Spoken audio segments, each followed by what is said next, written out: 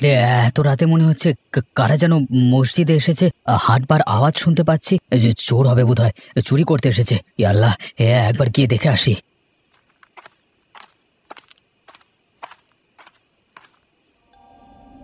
হে আল্লাহ, কে ওখানে? কে ওখানে? উত্তর দিন। আরে সাবধান, কে?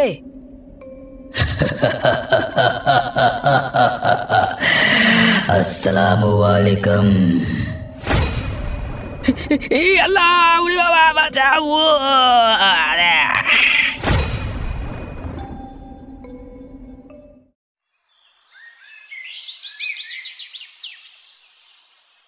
আরে বাপরে, এই ছেলেটা পড়ে আছে মাটিতে, মনে হচ্ছে অজ্ঞান হয়ে গেছে।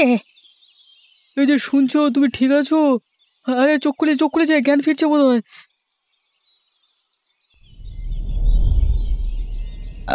আমি আমি ঠিক, পানি পানি, একটু পানি। নাও পানি।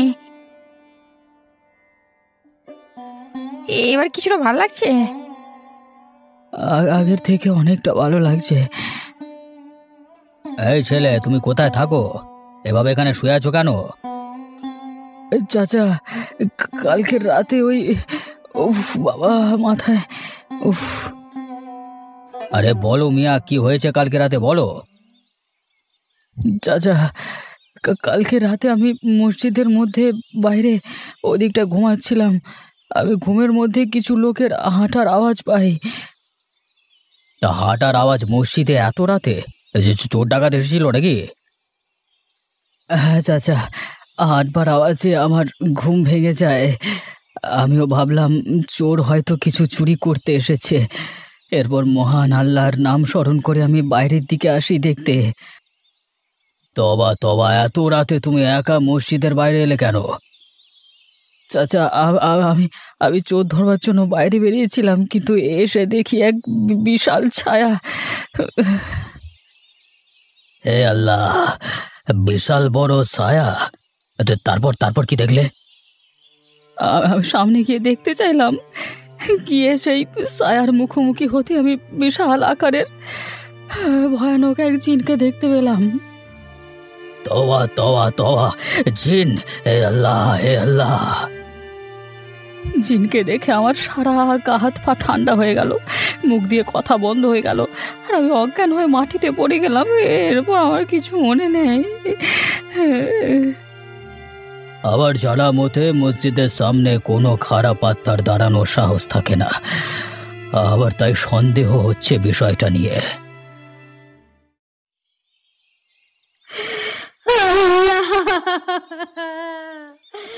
আমাকে তুমি কোন পাপের শাস্তি দিলা আল্লাহ?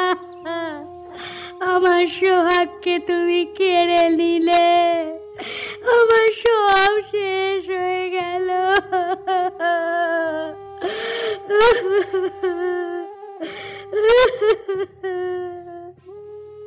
আরে ভাবি যান, তুমি কেঁদো না, শান্ত হও। এই যা হবা তা তো হয়েই গেছে। কখনো কখনো আল্লাহ তাআলার বিচার আমরা বুঝতে পারি না। কোন জন্মের পাপের শাস্তি আমাদের দিলেন কে জানে। আমার সাইদুল মিয়া কত নেক মানুষ ছিলেন, দিনে 5 বার নামাজ আদা করতেন। ওর যেন জান্নাত নসিব হয় আল্লাহ। ভাইজান আর আমি সকালে একসাথে মসজিদে নামাজ আদায় করতে যেতাম, কিন্তু কি থেকে কি হয়ে গেল কিছুই বুঝতে পারছি না। আজকে তাই আমি আর নামাজ আদায় করতে যাইনি গো, মনটা হেভি খারাপ। এই রোজার মাস একসাথে ইফতার করতাম, সকাল থেকে আমাকে কতবার বলতো, বেগম খেজুর কিন্তু রেখো মনে করে। উনি খেজুর খেতে ভীষণ ভালোবাসতেন। আহারে, আল্লাহ কি কেহের দিল তোমার মাথার উপর এই রমজান মাসে। আমার মাথা থেকেও ভাইজানের ছায়া কেড়ে নিল। আল্লাহ, আল্লাহ, এ তোমার কেমন বিচার! আমাকে বলেছিল তোর চাচা আসছে, ঈদে আমাকে সোনার নাকের দুল দেবে। হায় হায় আল্লাহ, আমি আর পারি না সইতে, তুমি রহম করো হে পরওয়ারদিগার। বেচারা খালা, এই যে একটা গভীর রহস্য তুমি জানো না ভাবি। আরে ভাইয়া আর কোনো দিন তোমার কাছে আসবে না। ভাবি কি হয়ে গেল বলো তো?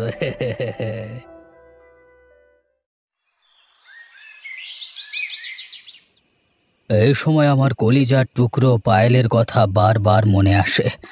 তখন মনটা বড় উদাস হয়ে যায়।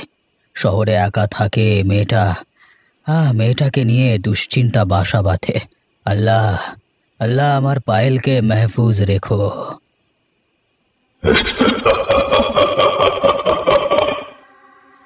আরে আরে উঠানে কে এত জোরে জোরে হাসছে?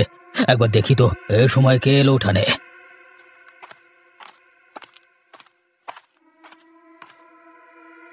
আরে উঠানের উপর কে দাঁড়িয়ে আছে? এই যে শুনছেন, কেউ আছেন? কে আপনি? দেখ তো ভালো করে, চিনতে পারিস কিনা। হে আল্লাহ, এ তো চিন। বাবা, ওরে বাবা। আলিমুদ্দিন, আমি শহীদুল। সালাম আলাইকুম। ভয় পেও না ভাইজান, আমি তোমার কাছে আমার দুঃখের কথা বলতে এসেছি। আল্লাহ রে বাবা, বাঁচাও বাবা। না না, আমাকে ছাড়, আমাকে ছাড় রে বাবা, বালাই ওখান থেকে বাবা রে। আমার সাথে অন্যায় হয়েছে চাচা, আমি সেটা জানাতে এসেছি।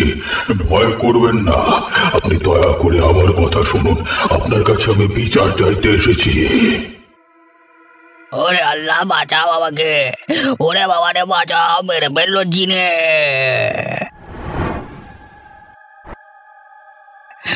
বাবা, আম্মি গো, আব্বু গো, কি বাঁচলাম। উফ, জান ফিরে পেলাম। আল্লাহ, আল্লাহ তোমার শুক্রিয়া, অনেক শুক্রিয়া তোমার কাছে আমার জান বাঁচানোর জন্য বাবা।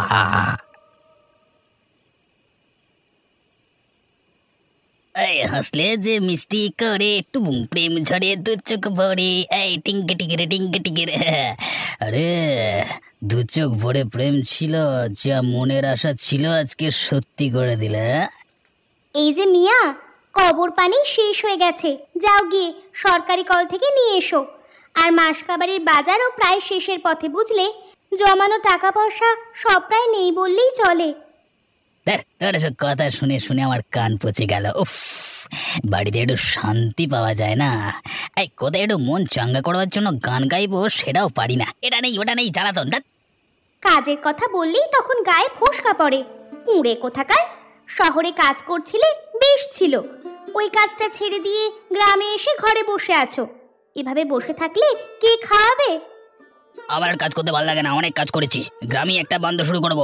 ওই গ্রামে থেকে কাজ করলে বাড়ির চল, খাবার, পরিবারের সকলের মাঝে থাকবার সুযোগ থাকবে, তার উপর রোজগার। হায় আল্লাহ, এই কি কথা! কাজ না থাকলে করবে কি? আজ 1 মাস হলো তুমি বাড়িতে বসা, এরপর কি হবে জানি না। যা টাকা ছিল সবই তো শেষের পথে। আরে আমি সারা জীবন বাড়ি ছেড়ে তোমাদের জন্য খাটতে যাব নাকি? আমি কি বিশ্রাম নিতে পারি না?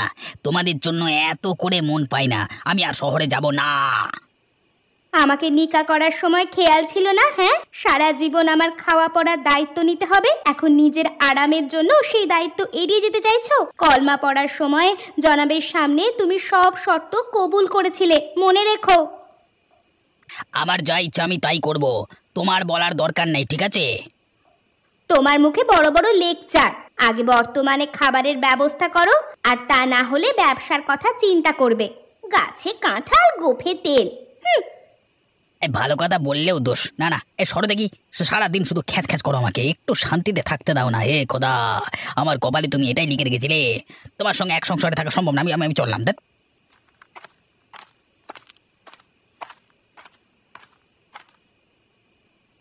কিছুক্ষণের মধ্যেই নামাজ পড়বার জন্য লোকজন এসে হাজির হবে মসজিদে। সব কাজগুলো সেরে ফেলি তাড়াতাড়ি। একা হাতে এত বড় মসজিদের কাজ সামলানো বড় কঠিন।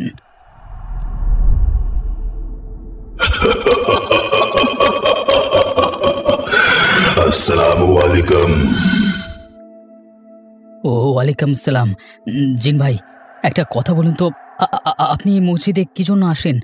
এখানে লোকেরা নামাজ আদায় করতে আসেন, আপনি এসে লোকেদের ভয় দেখাবেন না। চলে যান, চলে যান। ভাইয়া, আমিও তো নামাজ আদায় করতে আসি। এই মসজিদে প্রত্যেক রাতে আমাকে আসতে হয়। আমি একদিনও নামাজ আদায় না করে থাকতে পারি না। মহান আল্লাহ তাআলা আমাকে জান্নাত নসিব করেছে, আমি কি করে ওনাকে ভুলে থাকি? ইনশাআল্লাহ তুমি রোজ নামাজ আদায় করো শুনে আশ্চর্য এবং খুশি হলাম। আল্লাহ তাআলা তোমাকে মসজিদে আসবার অনুমতি দিয়েছেন বোধহয়, কিন্তু লোকেরা দেখলে তোমাকে ভয় পাবে। তুমি তোমার নামাজ আদায় করে বেরিয়ে যাও তাড়াতাড়ি। আমার উদ্দেশ্য কাউকে ভয় দেখাবার নয়। আমি তাদের ক্ষতি করব যে আমার ক্ষতি করেছে এবং নেক মানুষদের আমি সাহায্য করব। আমি আমার নামাজ আদায় করা হয়ে গেলেই চলে যাব। ভাইজান, ভাইজান, আমি জানতে চাই আপনার মৃত্যু কিভাবে হয়েছিল, স্বাভাবিক না অস্বাভাবিক? আপনি জীবিতকালে কোথায় থাকতেন? আপনার পরিবারের কে কে আছেন? এখনো জীবিত? ভাইয়া, আমার নামাজ আদায় করবার সময় হয়ে গেছে, তাই এই মুহূর্তে কিছু বলতে পারবো না। পরে কখনো সময় হলে সব বলবো তোমাকে। নাসির ভাই, বলছি অনেক দিন ধরেই তো আমরা দুজন এই 2 নম্বরি করে অনেক টাকা পয়সা কামিয়েছি। এখন ভাবছি এই পথটা থেকে আস্তে আস্তে নিজেকে সরিয়ে গ্রামে ফিরে চাষবাস করব। আরে ভাইজান, তোমার হজে গিয়ে হাজি হবার শখ হয়েছে? হ্যাঁ, যদি তুমি এই লাইন ছেড়ে ইমাম হয়ে যাও। নাসির ভাই, তুমি ভালো কথা বলেছ। এতদিন যেসব খারাপ কাজ করেছি আল্লাহ তাআলা আমাদের কখনো মাফ করবেন না। আমাদের ইন্তেকাল হওয়ার পর জাহান্নামে যেতে হবে, জান্নাত নাসিব হবে না। না হলে ভাইজান, আমি তোমার কোনো কথার পক্ষে নেই। আমি এর থেকে আরো কিছু 2 নম্বরি ব্যবসা করতে চাই, যেখানে অনেক অনেক টাকা আসবে, আর আমি সেটা করবই। নাসির, তুই কি ভয়ঙ্কর ব্যবসার কথা বলছিস? তোর মতে গতি আমার ভালো লাগছে না। বল, তুই কি ধান্দাবাজি শুরু করতে যাচ্ছিস? বল। আমি নেশাদ্রব্যের ব্যবসা শুরু করতে চাইছি। এই ব্যবসায় খুব তাড়াতাড়ি টাকা কামানো যায়, আর আমি হাতছাড়া করব না কোনো মতেই। নাসির, আমি আর তোকে এই পথে কোনোদিন যেতে দেব না। নেশাদ্রব্য বেচে তুই মানুষজনকে মৃত্যুর মুখে ঠেলে দিবি, সেটা আমি হতে দেব না।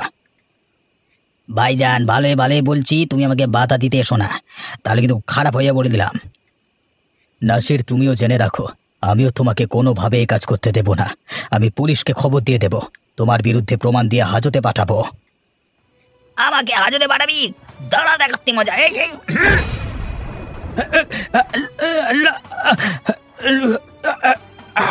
আমি তোকে ছাড়বো না নাসির। মাথার উপর যদি আল্লাহ তাআলা থাকে, শোধ আমি।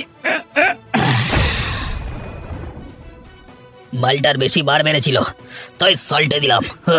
এরপর লাশটাকে নদীর জলে ফেলে দিই। কেউ আছে কিনা দেখিনি, আশেপাশে না কেউ নেই। এই ফাঁকে লাশটাকে জলে ফেলে দিতে হবে। পালাই, এখন পালাই। পায়েল, একবার বিসমিল্লাহ করো। দেখো, তুমি আসবে বলে পোলাও, গোস্ত, কাবাব, সালাদ সব তোমার জন্য আয়োজন করেছি। নাও নাও, দেখি খাওয়া শুরু করো। আই লাভ ইউ আব্বাজান। আমি খুব খুশি এত খাবারের আয়োজন দেখে। তুমি এখনো আমার সব পছন্দগুলো জানো। তুমি যে আমার দিলের টুকরা। বলছি, তোর এই সময়টা গ্রামে আসাটা ঠিক হয়নি।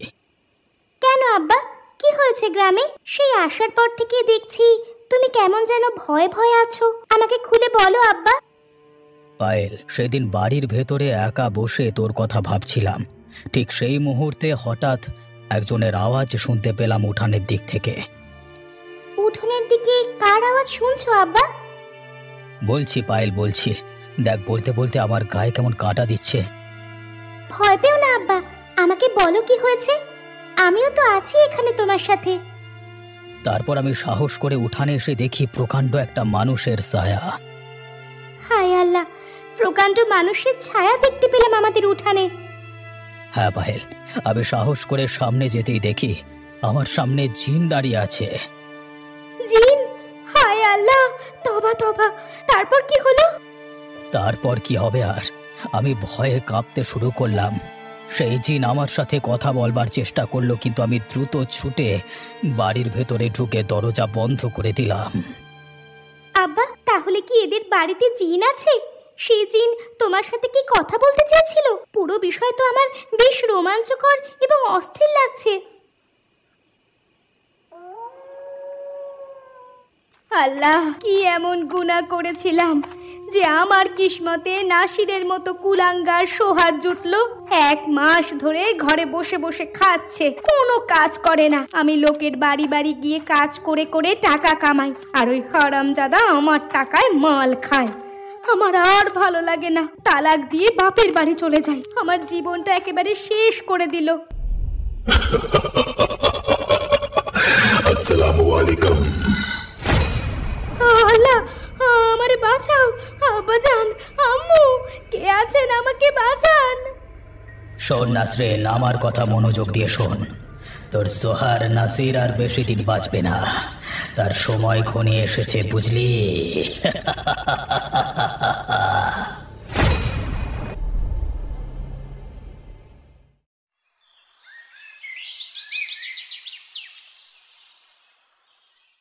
ভাইজান, সালাম আলাইকুম। ওয়ালাইকুম সালাম। পায়েল, এসো এসো, বলো কবে এসেছো শহর থেকে? গতকাল এসেছি। আজ আমি তোমার সাথে কিছু কথা বলতে এসেছি আব্বুকে নিয়ে। আলিমুদ্দিন চাচার কি শরীর খারাপ নাকি? ভাইজান, বলতে পারো ওই রকম এক প্রকার। আব্বুর শরীর মন কোনোটাই ঠিক নেই। বলো পায়েল, কি কথা বলতে এসেছো? ভাইজান, সেদিন আব্বু ঘরের ভেতরে বসে আমার কথা ভাবছিল, ঠিক সেই সময় উঠোনে এক বিশাল ছায়ার আওয়াজ করলো। ভয়ানক ঘটনা। এরপর বলো কি হয়েছে? আব্বু সামনে যেতেই একজন ভয়ানক জিন আব্বুকে ওর কথা শোনার জন্য অনুরোধ করছিল, কিন্তু আব্বু ভয়ে ঘরের ভেতরে ঢুকে দরজা বন্ধ করে দিল। আমারও এই একই রকম ব্যাপারটা ঘটেছিল। একদিন রাতের বেলায় ঘুমিয়ে আছি, তখন শুনতে পেলাম কেউ যেন মসজিদের ভেতর ঢুকছে। কাছে গিয়ে দেখতে চাইলাম, হঠাৎ দেখলাম বড় জিন।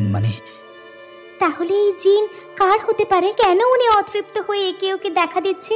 কিছু বলতে চাইছে বোধহয়। ওই জিন আর কেউ নয় পায়েল, সাহিদুলের জিন। প্রত্যেক দিন ভোর রাতে নামাজ আদায় করতে আসে, এবং যাতে পরবর্তীকালে সে যা পাপ করবে সবকিছু ধুয়ে যায়।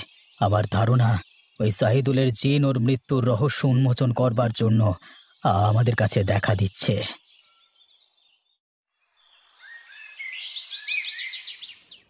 প্রতি বছর রমজানের ইফতার আমরা একসাথে করি। আজ তুমি নেই শহীদুল, তোমার জান্নাত নসিব হোক। শহরে গিয়ে আর ফিরে আসলে না। বলেছিলে বাড়িতে অনেক নানি মদি করবে, কিন্তু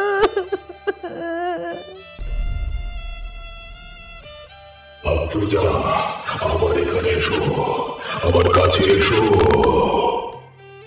হে আল্লাহ, গলার আওয়াজটা শহীদুল মনে হচ্ছে। যাই গিয়ে দেখি তো বাইরে।